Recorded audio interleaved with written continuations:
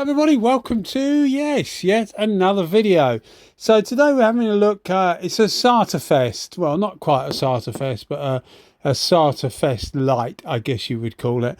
We got the Sata, or relatively new Satajet X, that's a 1.3 RP version, and we're putting that up against the, well now it's the venerable X5500 Sata. This is a 1.3 setup again, but it's the CC cap. Now, anybody that's watched my videos before will know that the 1.3 CC is in fact 1.15 millimeter, so it's not a 1.3 at all. Now, I always suspected that's one of the reasons why it does give a flatter finish than the standard RP, whether you're talking about the IRP or the ORP versions of the X5500.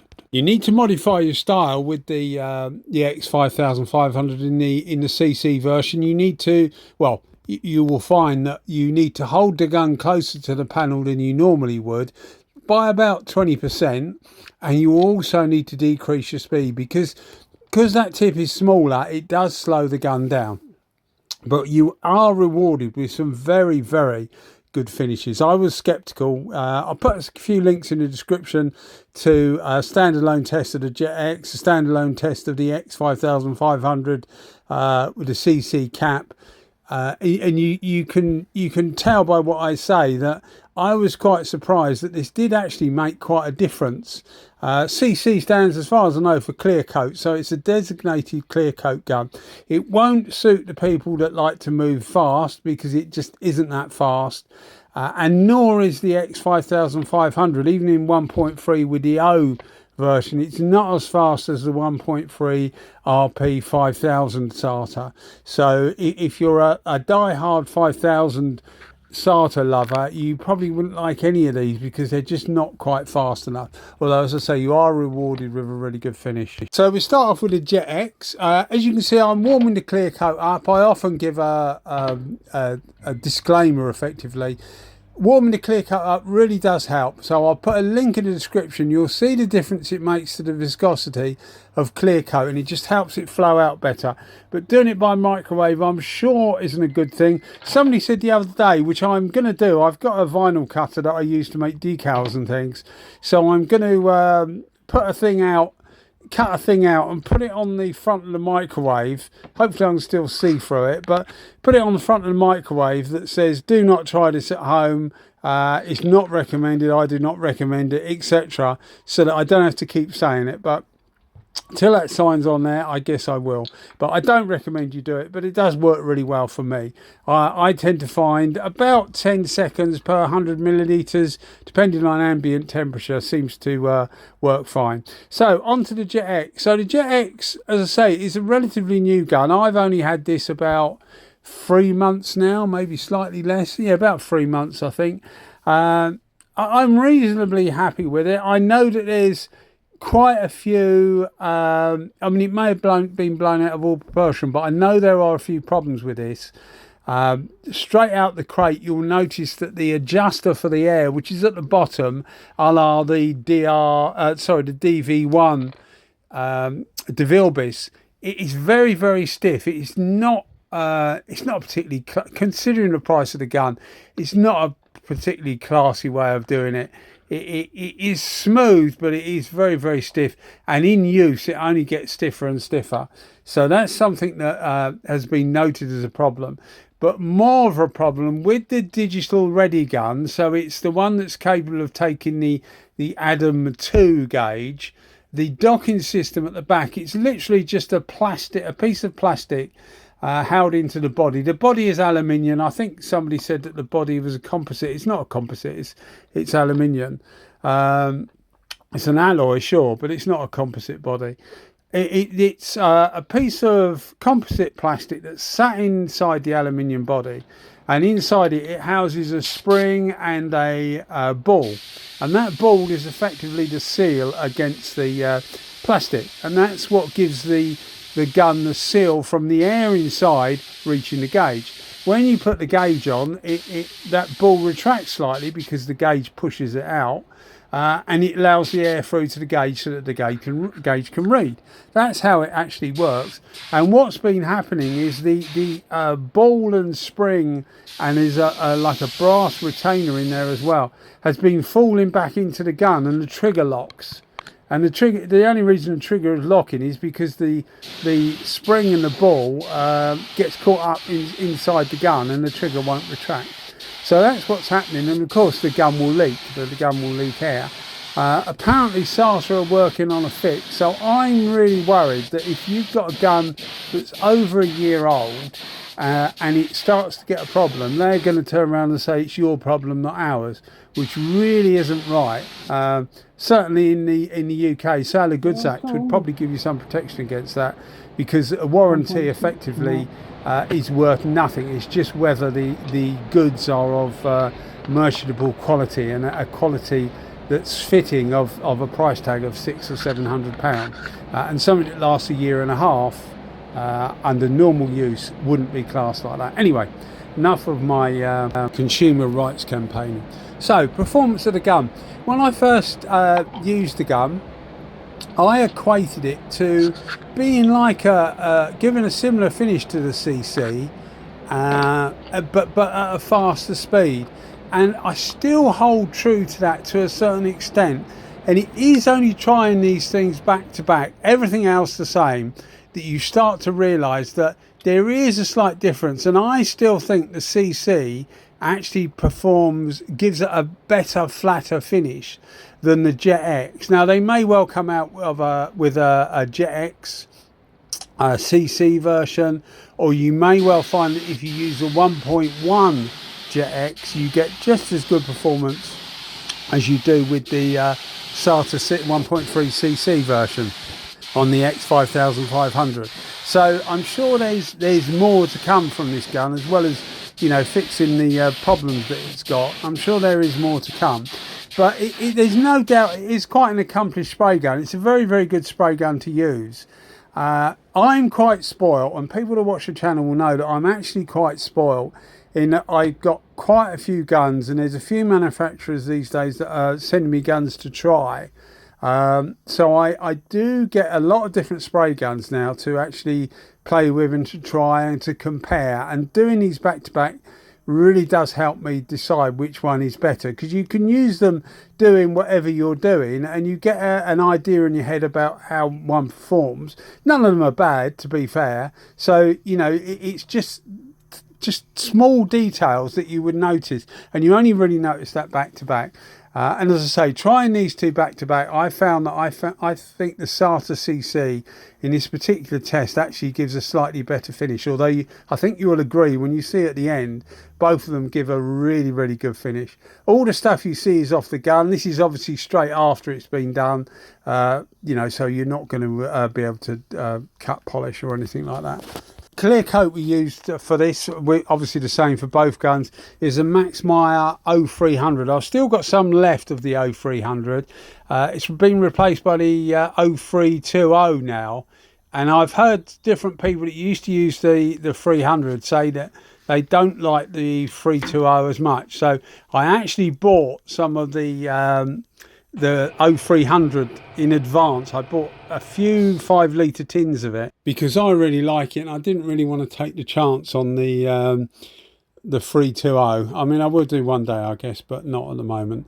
So I think both of these guns also benefit from a better quality clear coat, and I would regard the 0300, although it's not an expensive clear coat, I would regard it as a better quality clear coat, equivalent these days to about 130 GB pounds. I think you'll find the 320 is about 130 GB pounds for a 7.5 litre kit, which is about 180 US dollars at the moment. So it's firmly in the sort of mid-price stuff. But as I say, a lot of spray guns do benefit from a slightly better quality clear coat than the cheap clear coat. People know that I'll often use the U-Pol, and it just doesn't seem to flow out so well. So any guns that are atomising finer do tend to work better with a better quality clear. And I know I keep saying it, but I think it's worth saying it because often you can spend less on the gun and more on the clear and get a better result, if that makes sense, rather than spending more on the gun and less on the clear. And indeed, some people have said to me that it's all about the products rather than the gun. I really don't think that's quite true, and we all have our own opinions, but I think it is a good combination of the two is what you're after, really. Another thing you would have noticed, hopefully you noticed on the JetX, it was showing 1.6 on the onboard digital gauge. That's equivalent to about 2 bar at the base of the gun. So about 29 psi at the base of the gun is giving you around about, 24 psi, yeah, about 23 psi on the digital gauge, and I found that ample. And I know some people are using these at 2 on the digital gauge, which is going to be equivalent about 2.3, 2.4 on the base of the gun. I haven't found it necessary to use anything like that to get a reasonable finish. The same with the X5500 that we're about to see. The X5500, I've had people say to me they use that at 2.5 bar, not necessarily in the CC version actually, but certainly in the standard RP and the O version, RP, O and I version. People have used that up to 2.5 bar, and they tell me they get really good finishes, which I would hope you would, to be honest, because you'll be using quite a lot of air. Well, not, I was going to say most, but a lot of guns will perform really well if you bump the pressure up. As long as they can hold the fan pattern, which some will, some won't, you will normally get a better finish. It depends on conditions. If it's really hot, then it starts to get, the clear coat starts to go on too dry. You know, you have to work with what you actually see. But yeah, certainly that seems to be the case, that people often use their Satas at a higher pressure than I do. But I mean, I achieve reasonably good finishes, I think, with both of these guns at relatively reasonable pressures anyway. The X5500 I had at 2 bar, so it's exactly 2 bar at the base of the gun, 29 psi, so it's exactly the same as the JetX as far as pressure wise goes. And you know, it did exactly what it did before, and I've since used this gun a couple of times, the CC, and it does surprise you how good it actually is at laying a flat coat of clear compared to other guns, because people often ask that. I mean, you know, some of the Poorfish guns I've got can quite easily compete with this. Some of the Iwata guns, the WS400s and that, can quite easily compete with this. So it's not on its own, but certainly if you've got an X5000 or you're used to the 5000 Satajet, and you want something that's a bit more for custom finishes to give you a flatter finish, then you can buy a tip set for your, not for the 5000, well, you can actually get, as far as I know, a tip set for the 5000, but I think it's for the phaser, because that came with a 1.3 cc setup. I've never had one, never got one, so I don't know whether that again had a 1.15 tip rather than a 1.3. Maybe someone that's watching the video that has got one would let us know. But as I say, if you've got the X5500 in either RP, the O or the I, then the 1.3 cc setup does actually give you a better finish, but it does slow it down. So as I say, if you're into custom work and things like that, where speed isn't necessarily a priority, just the quality of finishes, then it would probably suit you. And you know, hopefully you'll get your money's worth, because these tip sets are about, well, in the UK they're about 220, 230 GB pounds, so about what, $300 US. So not cheap by any means. I mean, for that price you could actually buy a Poorfish PRD 717 rather than just a tip set. But yeah, anyway, it is what it is. One thing you actually notice going to the 5500 from the JetX is Sata have sort of, with the JetX, they've, I was going to say thrown away is not the right word, they've, it just doesn't feel as substantial. It feels a little bit of a compromise in build quality. Now, you know, whether it's actually going to be okay or not, I don't know. The version I've got, which is the digital ready one, so it has a digital, or the ability to take a digital gauge, and obviously we use it as a digital gauge in this video. It also has a plastic trigger, which, I mean, I've used guns with plastic triggers. Most of the major guns have got plastic triggers. You wouldn't actually know they were plastic. This feels like plastic. It's got a bit of give in it. They've tried to incorporate effectively a spanner to remove the tip inside that handle or inside that trigger, because you can actually pop it off quite easily, which is quite a good idea, to pop off bit, so that you can clean the gun easier if you need to remove the trigger.